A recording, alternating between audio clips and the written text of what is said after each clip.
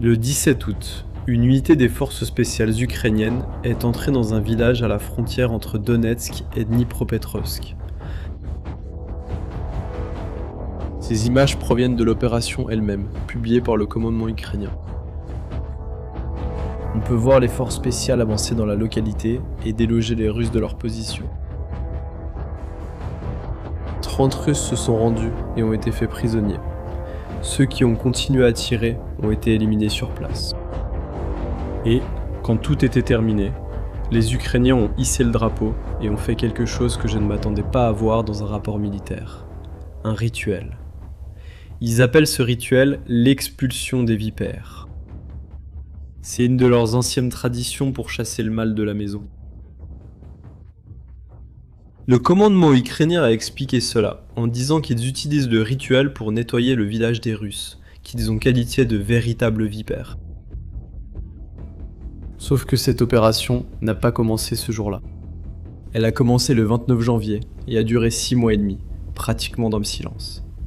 Il n'y a pas eu de communiqué, de conférence de presse ou de célébration. Ce n'est que le 12 août que l'armée ukrainienne a publié le bilan. 26. 6 villages repris et 745 km² récupérés. Dans cette vidéo, je vais te montrer exactement ce qui s'est passé là-bas et pourquoi la Russie n'a pas réussi à l'empêcher. Allons sur la carte. Elle a été publiée par l'analyste français appelé Clément Mo. Et c'est grâce à lui que le public a découvert l'ampleur de la chose. En rouge, c'est le territoire russe. En bleu, c'est le côté ukrainien. Et cette bande verte au milieu, traversée par les flèches jaunes, c'est ce que l'Ukraine a repris depuis janvier. La ligne rouge en pointillé montre où se trouvait le front auparavant. Et regarde l'échelle ici en bas, 5 km. Ce couloir fait environ 60 km de champs ouverts et de petits villages. En faisant son analyse, Molin souligne un point dont presque personne parmi ceux qui couvrent cette guerre ne parle. Une vidéo d'un soldat hissant un drapeau ne prouve pas qu'une zone est contrôlée. Parce que circuler n'est pas contrôlé.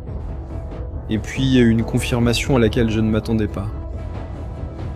Dans le communiqué du 12 août, le commandement ukrainien a révélé un détail que presque personne n'a commenté.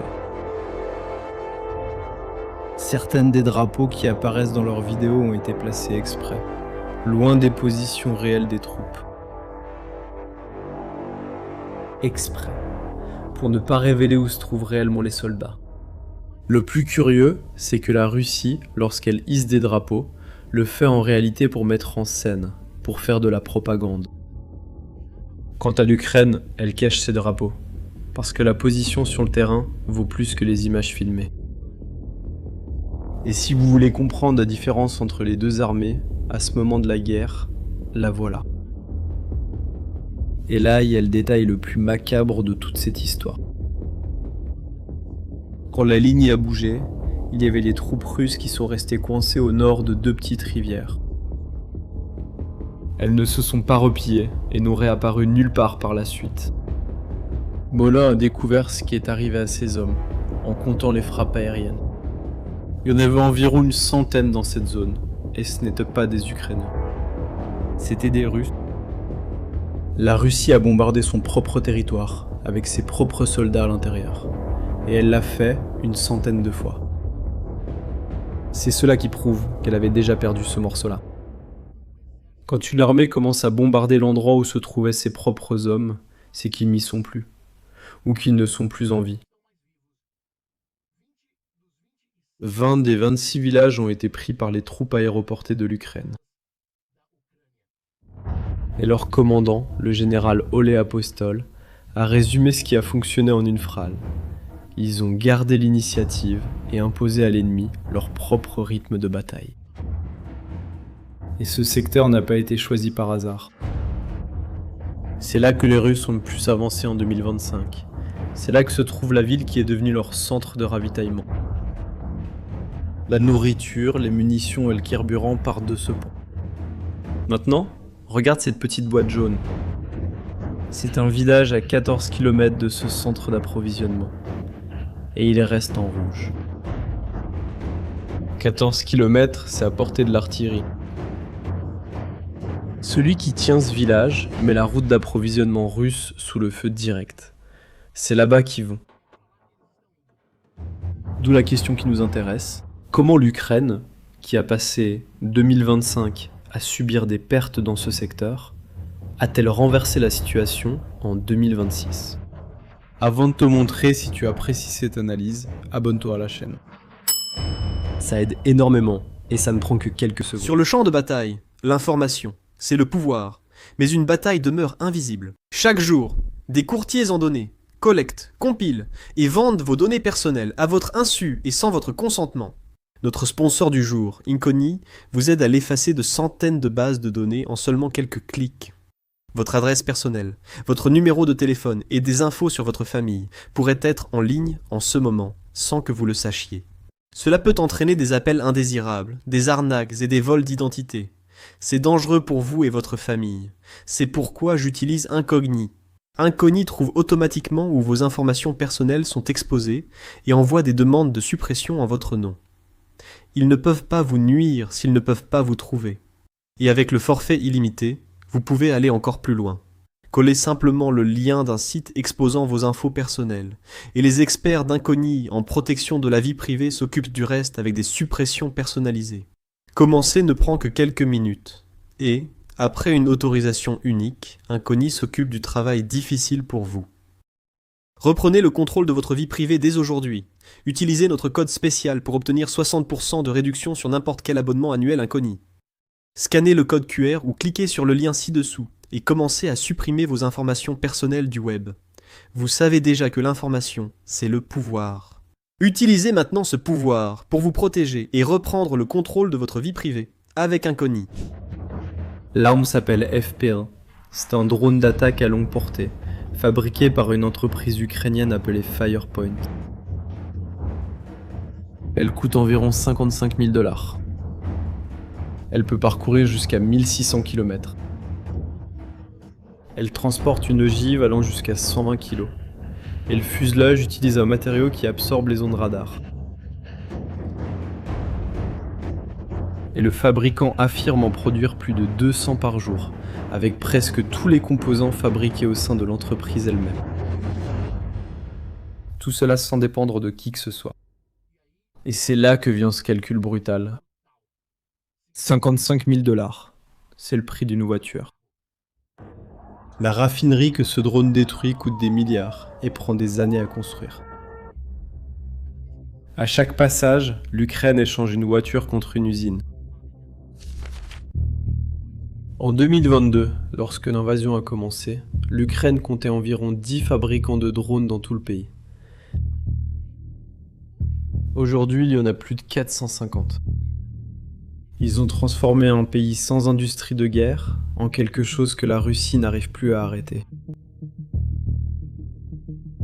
Tu vois ces flèches jaunes sur la carte ? Chacune d'elles a été ouverte comme ça. C'était pas par un char, c'était par un drone bon marché.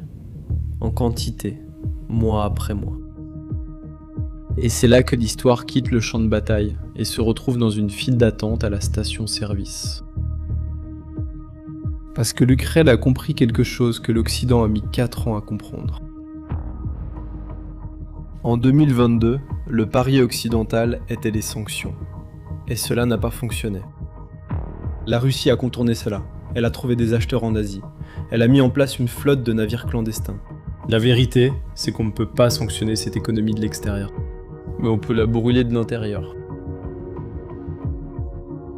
Et les Ukrainiens ont baptisé cette campagne d'un nom qui est presque une blague. Sanctions à longue portée. Rien que cette année, les Ukrainiens ont attaqué des raffineries russes environ 194 fois. En juillet, il s'agissait de 18 raffineries différentes, le mois record de toute la guerre. Et le résultat s'est vu sur la facture. En juillet, la Russie a raffiné le plus faible volume de pétrole depuis 24 ans. La dernière fois que les raffineries russes ont travaillé aussi peu, Poutine venait tout juste d'arriver au pouvoir. Dimanche dernier, seulement 28% des stations-service du pays avaient du carburant à vendre. Et il y a un cas récent qui montre exactement comment ils font cela. Le 11 août, les Ukrainiens frappent une raffinerie dans une ville appelée Orsk, dans l'Oural. À plus de 1300 km de l'Ukraine. Regardez cette image, filmée par un habitant depuis les hauteurs de la ville.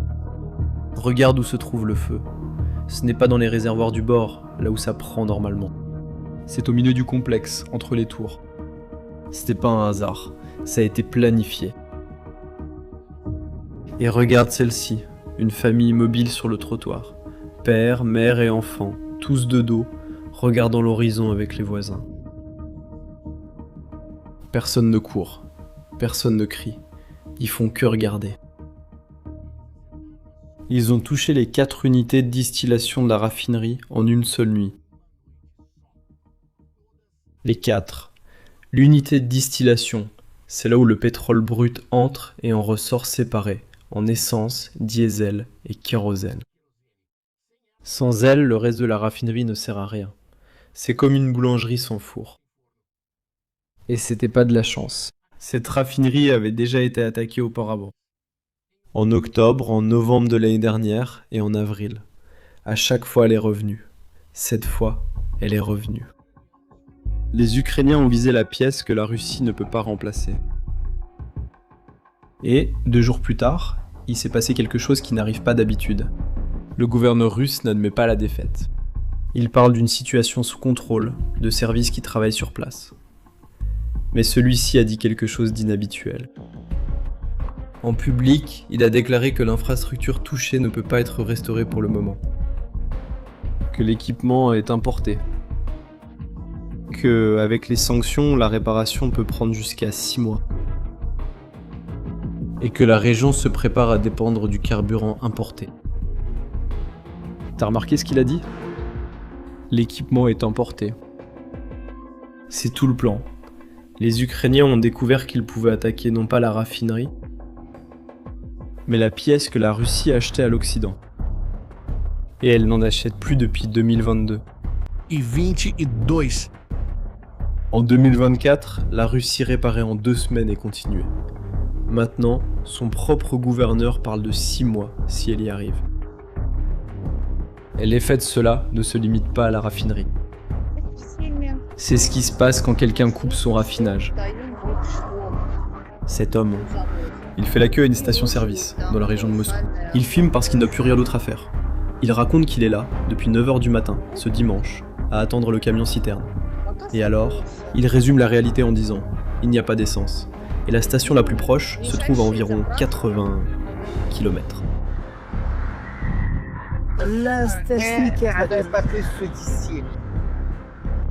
Celui-ci alors est celui qui m'a le plus impressionné.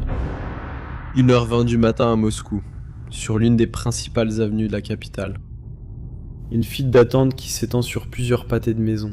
Les gars dans la voiture rient, sans comprendre. Et ils demandent à l'autre, d'où vient cette file d'attente ? L'autoroute de Leningrad.